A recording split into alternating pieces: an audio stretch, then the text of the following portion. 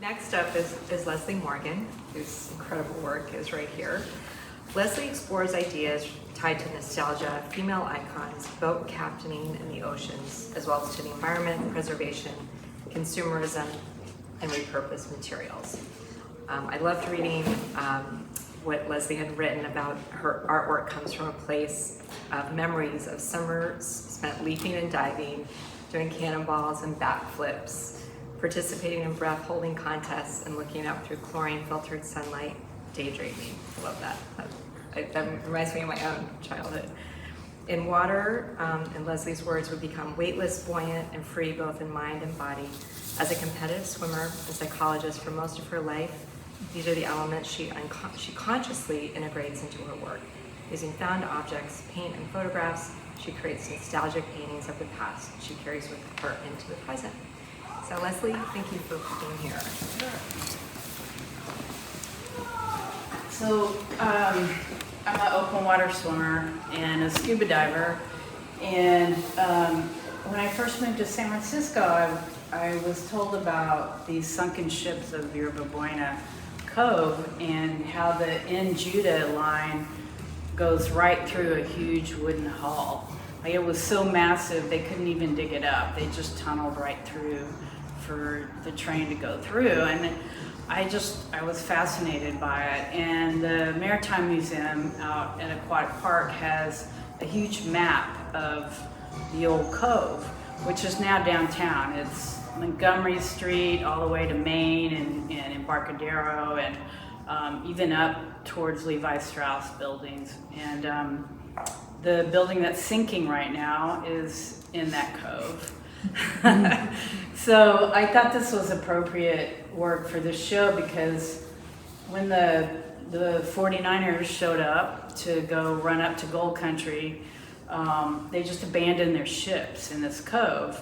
And the city was like, oh my God, this is such a mess. What should we do? Well, we'll give you the land around your boat if you fill it up. So people would just throw all sorts of garbage into the cove around their ships to make a landfill, and then they own that property.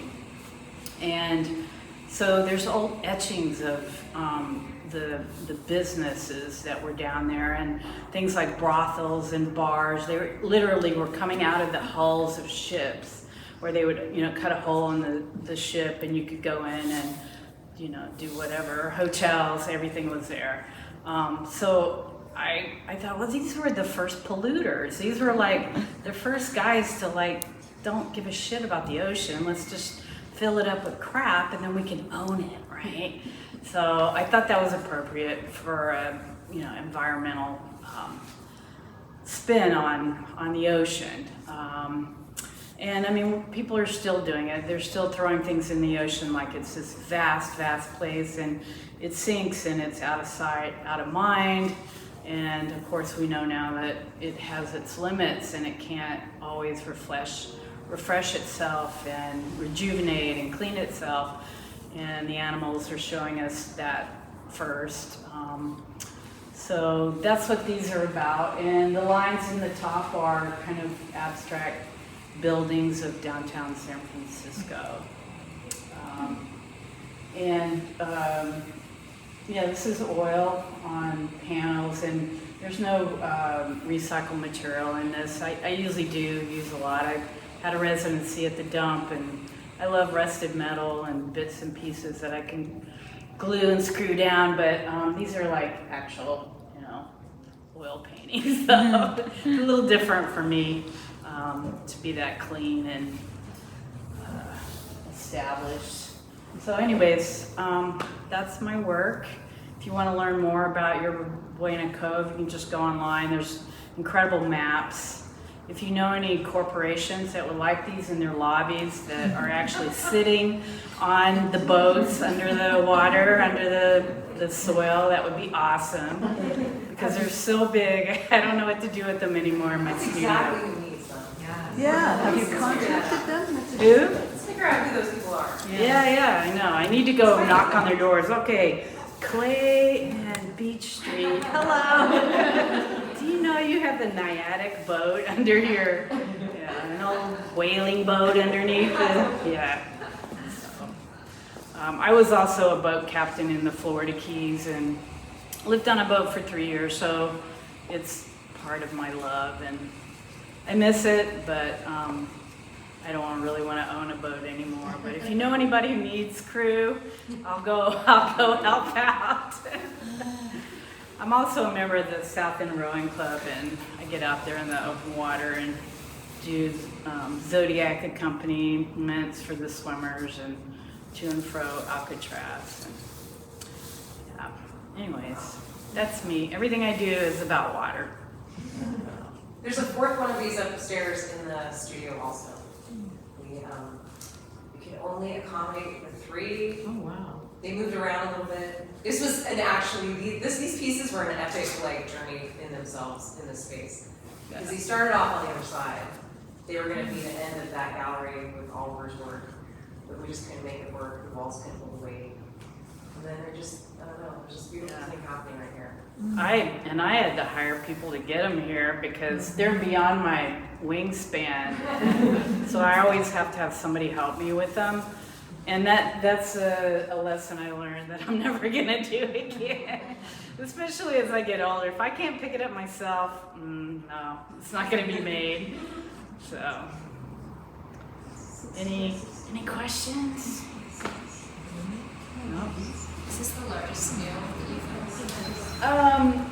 It is. I've done works on canvas that were really tall and skinny, and with collage, and those I have not been stretching, so you can pin them up with push pins or whatever. So they're raw edges of canvas, and you can roll them up and ship them to people, and they fit in the trunk of your car, that kind of thing.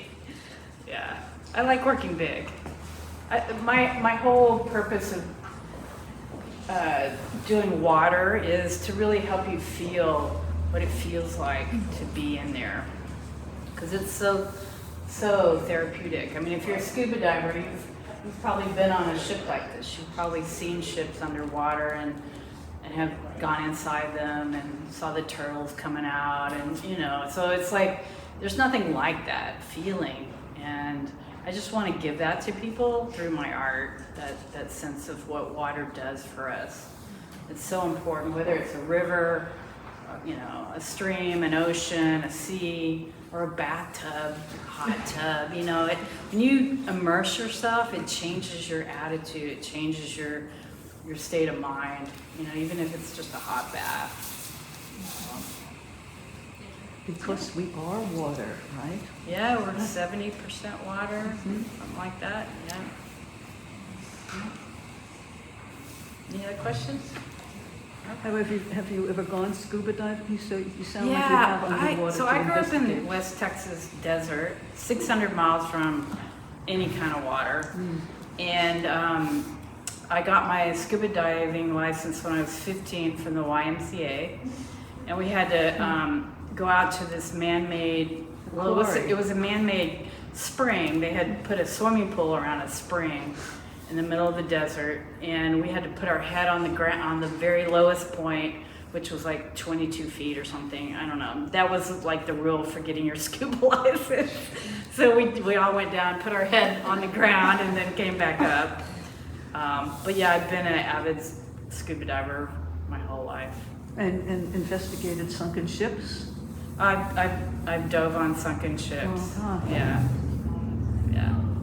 They're really cool. Yeah, nice. And in the Keys, they were sinking ships on purpose to make artificial reefs out of them. So it wasn't just garbage down there. It had a purpose. Well, so have the sunken ships here in Yerba Buena Cove affected any of the life, the water life? Well, it's all landfill now. Oh, it's all landfill. It's where downtown is. It's part of downtown. Right, okay.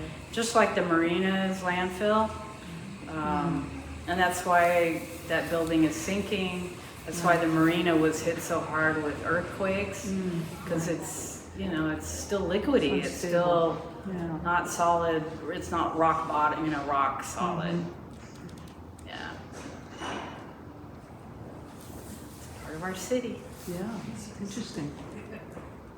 So I'm curious about, if you're from West Texas, what was the call to go to the water? You know, I had asthma as a kid, and my mom threw me on a swim team, and I just fell in love with swimming and the water. And my neighbors had a swimming pool. We could go, you know, anytime as long as there was an adult. And they would hand me a bag of chlorine in a mesh bag, and I would go down and scrub the algae spots. I'm sure it wasn't good for me. And scrub off the algae spots of their swimming pool, and I became a water baby. You know, I have a summer birthday. I think people who have summer birthdays have, at least in, you know, hot places, like that's what you do. You have a birthday at the pool. So, That's very interesting. I like your work. thank you. That's my buzzer. You get to sit down.